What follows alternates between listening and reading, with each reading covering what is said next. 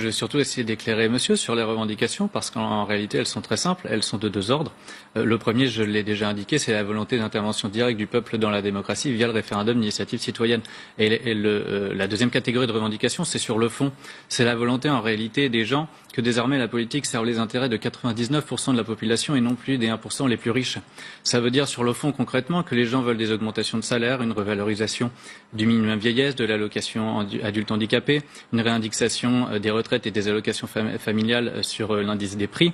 Et tout cela, pour financer tout cela, ce que souhaitent les gens, c'est que soient remis en cause tous les dispositifs fiscaux qui sont au bénéfice des 1% les plus riches, c'est-à-dire la réforme de l'ISF, la flat tax, l'exit tax et le CICE, capté pour moitié par les plus grandes entreprises de ce pays. Et je le dis, l'ensemble de ces cadeaux fiscaux, c'est 20 milliards en 2018, c'est 30 milliards en 2019. Mais est-ce que c'est vraiment, sur ce point-là, je me permets de vous interrompre, parce que ce sont vraiment des cadeaux fiscaux? Oui, bien sûr. Est-ce que c'est pas une aide aussi dont ont besoin les entreprises? Non, mais attendez, je vous réponds là-dessus parce qu'il y a toujours un amalgame qui est fait entre les petites et moyennes entreprises et les grandes entreprises. Dans les chiffres que je viens de vous donner, je vous ai dit la moitié du CICE est capté par les plus grandes entreprises. Moi, je suis tout à fait favorable à ce que le CICE soit maintenu, mais modifié, avec par exemple un seuil de chiffre d'affaires pour que seuls les PME bénéficient de ces aides. Les grands groupes n'en ont pas besoin. Les grands groupes distribuent des dividendes aux actionnaires par milliards. C'était 93 milliards en 2017.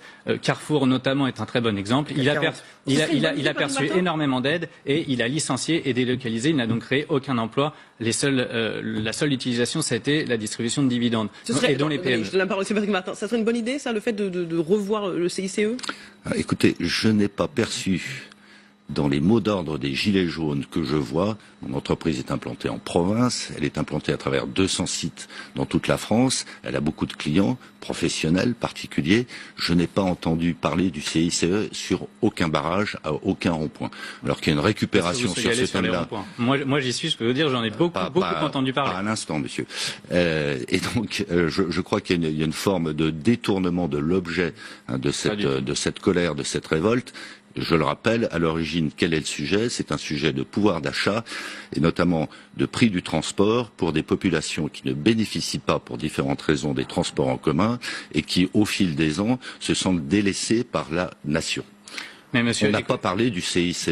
Mais bien sûr que si, il suffit de lire tous les cahiers de doléances qui circulent sur les réseaux sociaux, sur tous les groupes des Gilets jaunes, et vous verrez que le CICE, l'ISF, tous ces dispositifs fiscaux sont expressément mentionnés sur tous les cahiers de doléances. Il y a justement une homogénéité dans les revendications sur la remise en cause de ces dispositifs fiscaux.